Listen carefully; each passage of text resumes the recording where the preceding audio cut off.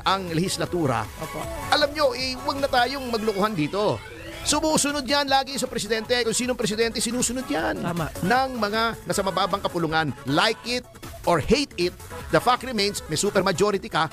Yan, lahat ng majority ng mga miyembro ng House ay nasa partido. Kung hindi man partido mismo ng Pangulo, ay allied o kaalyado ng Pangulo. Huwag mong sabihin, Pangulo ko. Congressman ka. Kong, huwag na natin tuloy impeachment. Makakasama yan. O magkakawatak-watak. Huwag mo sabihin yung congressman, sasabihin na, hindi, Mr. President, tutuloy ko, bahala ka sa buhay mo. O, walang ganun. Yung speaker, sasabihin mo, Speaker, insan, huwag mo nang ituloy yan. Sige na, makakasama sa atin. Huwag mo sabihin, hindi siya susundin nun. Tabaka, hindi nga siya sinusunod. Kasi yung National Expenditure Program niya, hindi sinunod eh. Correct. Pinaglalagay doon sa mga akap. Kaya nanalo yung 100 plus na congressman na pumirma. At saka plus yung revelation ni Toby Chanco, di ba? Na ginamit yung pangalan ng Pangulo na, pumirma kayo dyan, yung conditional release nyo, ibibigay sa inyo, magagamit nyo sa kampanya. Obvious naman, para doon yung conditional release, kaya nagkukumahog yung mga congressmen na kunin yun, di ba? Kaya pumirma lahat. Kaya bilib ako sa mga hindi pumirma. Yan si Bernadette Herrera, hindi yata pumirma, no? Yan, iniipit ngayon. Yung Duterte Youth, hindi pumirma, iniipit ngayon. Ganyan ang realidad. So, Mr. President, do not tell me na hindi nyo kayang pigilin yan. BS po yan. Akala ko dati ang BS Aquino lang eh. Wag sana kayong sumama sa hanay na yan. Pagkatapos, when he was chastised na, natalo yung mga kandidato ko Pero mo, ilan lang ang nanalong kandidato niya? 5. Yung iba doon ay hindi pa siya sigurado. Katulad ni Ping Lacson na si Tito Soto. Whether or not sa alyansa yan, panalo yan eh. Hindi natatalo yan kasi independent nga ang stance niyan. Independent sila. Kami ni Senator Ping, may differences kami niyan. But in fairness to him, bilib ako sa kanya dahil hindi siya kumukuha ng pork barrel mulat sa pool. At independent siya. Tingin ko kung nasaan sa tama. Ang problema lang naman kami dyan dun sa Dacer Corbito na naging abogado ko ng isang witness laban sa kanya. Naintindihan naman niya kasi yung mga hearings na kasama si Senator Bato na iniimbestigahan namin yung communist influence sa mga eskwela. Nag-uugnayan naman kami ni Senator Lacson. Okay naman si Senator Ping. Independent yan, si Tito Soto. Maayos yan. Pero laging panalo yan. So kung tatanggalin mo si Ping at si Tito, first name talaga paring Ping. Si paring Tito, si paring Ping. Tatlo lang. Kung tutusin ang nanalo na talagang identified kay Pangulong Marcos. So siguro na-shock siya. Nagulat. Paano kaya ang itsura niyo na-shock siya? Tingnan natin. 1, 2, 3. Yun, gano'n. Sabay-sabay siya. Na-shock si Pangulong Marcos. 1, 2, 3. Ganun artista talaga yan. Nung na-shock siya na talagang bugbog sarado yung kanyang mga bets sa Senado. Alam mo, tinatala niya yung mga bets niya di ba? Ang tawag doon, nilalag niya yung mga kandidato. Ang tawag doon, bet lag. Yung talaan ng mga bets senatorial bets nilalag niya, bet lag.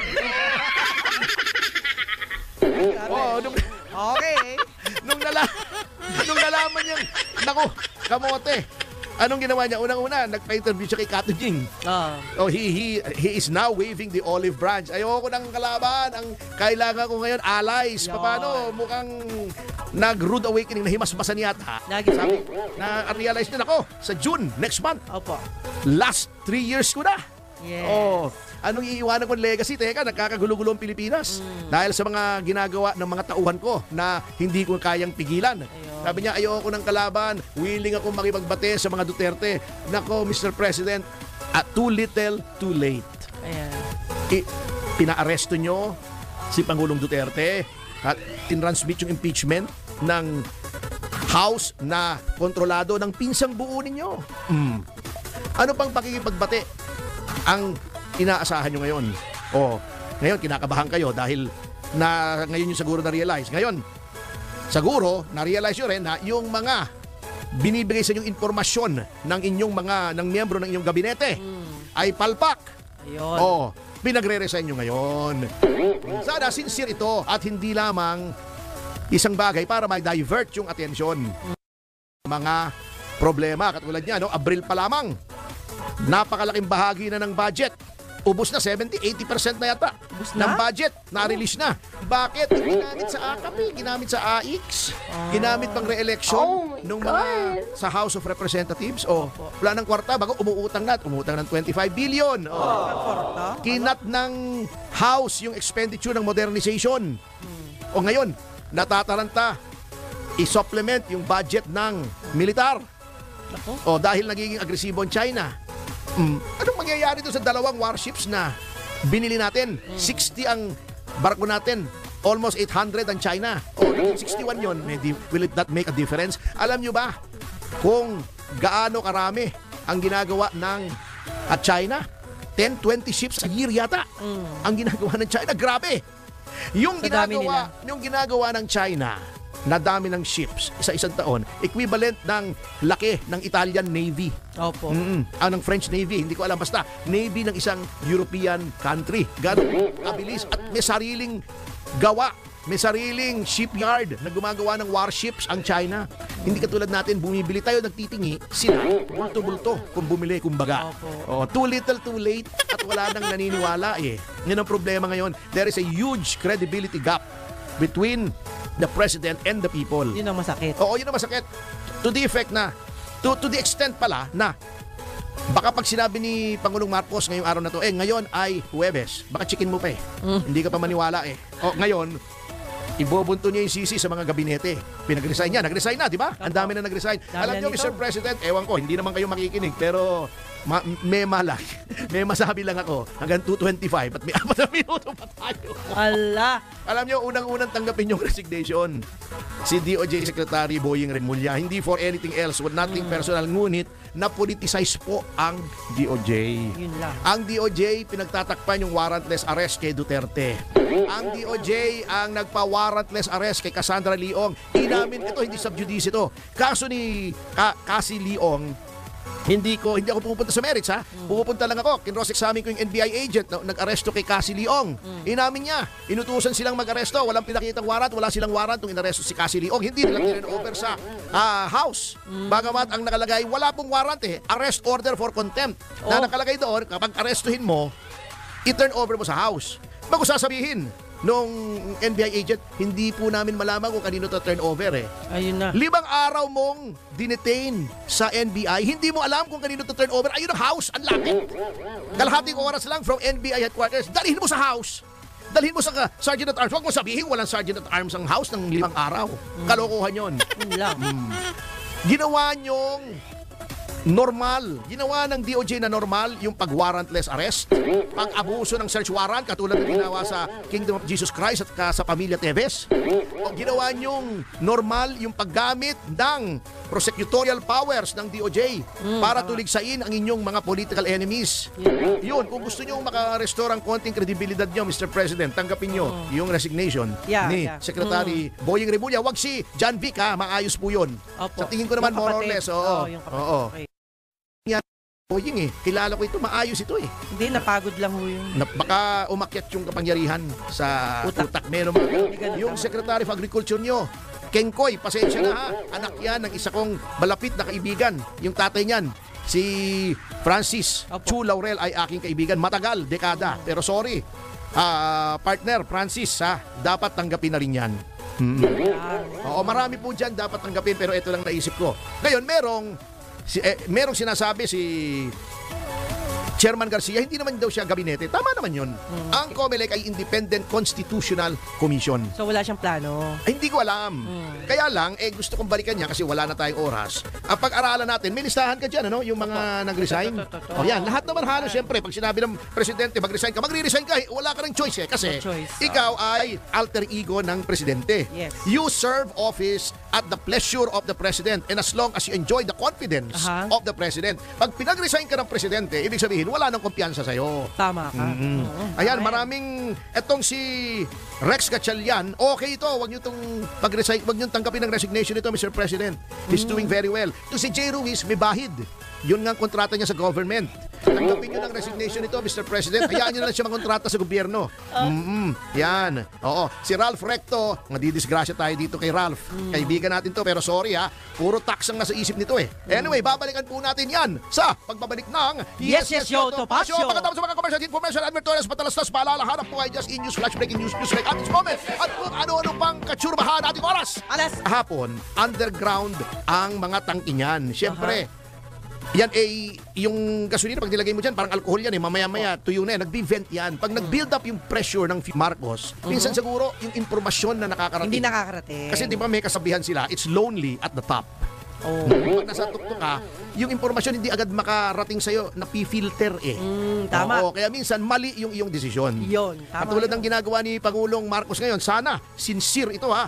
At hindi pa balat bunga, hindi pa kitang tao, yung kanyang panawagan na magbitiw ang Yes. lahat ng mga miyembro ng gabinete. Oh, ito. Sagutak. Ang tagal namang na-realize ni Pangulong Marcos yung political ramifications at implications ng pagkatalo ng majority. Sinasabi ko majority kasi ang majority ng 12 ay 7. Di ba noon mukhang ang mananalo ay G's eh. Oh. Di ba? Mas Yung dumami 12. pa. Hindi, ang ibig kong sabihin, Yung mukhang mananalo ng administrasyon, yung alyansa, Opo. ay G's. Di sabi niya, referendum ito sa aking pamamahala. Akala niya kasi kung G's ang mananalo, majority, approve siya. Approve na. Ayaw kasi nilang maniwala na mababa ang approval rating, hindi kursunada ng karamihan ng mga Pilipino ang pamamahala ni Pangulong Marcos. Dapat siya malaman niya para nakaka-adjust siya. Hindi yata nakakarating sa kanya. So sige, banat lang, banat. Pina-impeach si Sara Duterte, bagamat karamihan ng taong bayan ayaw. Naggawa pa sila ng mga survey na sinasabi daw. Meron yung youth bayuyut yata yung survey na yun Marcos Youth, yun na nagsasurvey, sinasabi. Alam nyo, yung mga ganyang mga Marcos Youth na nagsasurvey na binibilog nyo yung ulo ng Pangulo, hindi po kayo nakakatulong. Kasi kag hindi po tama ang impormasyon na dumarating sa Pangulo tungkol sa nangyayari sa ground, sa ordinaryong tao, hindi po siya nakakapagdesisyon ng maayos. Tama. Binubolan nyo na mataas ang approval rating mo, mahal ka ng tao. O di, ang banat lang siya ng banat, akala nyo yung mga ginagawa niya ay tama. Anong ginawa? Notwithstanding na nag-rally na nga ang INC, marami na nga tao. Yung survey na yun ng Marcos Youth, puwet survey yun Sinasabing karamihan daw ng tao pabor sa pag-impeach kay Sara Duterte. 32 million nga ang bumoto ron, mas maraming boto kaysa kay Pangulong Marcos. Bago sasabihin mo, yung mga tao gustong ma-impeach. Kapuhan yun. Misinformation anong talaga. ginawa? Tinuloy nila impeachment. Kengko yung ginawa nila yan. Bakit? Alam naman nila kahit i-transmit nilang impeachment sa Senado, walang mangyayari. Bakit? Dahil in recess. Ayun. Bakit? Dahil yung ibang mga na Senado ay mga ngampanya. Sila rin, yung mga miyembro ng mababang kapulungan, mga kampanya rin. Bago, ito nakakatawa, sasabihin nyo. Hindi.